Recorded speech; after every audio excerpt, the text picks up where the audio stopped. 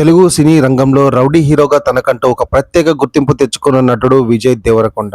1989 మే 9న హైదరాబాద్లో జన్మించిన విజయ్ తొలి నెలలో థియేటర్ నాటకాల్లో నటించి నటనపై పట్టును సాధించారు.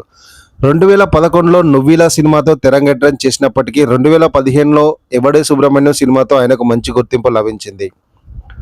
ఆ తర్వాత 2016లో వచ్చిన పెళ్లి చూపులు సినిమా ఆయన కెరీర్ను మలుపు తిప్పింది.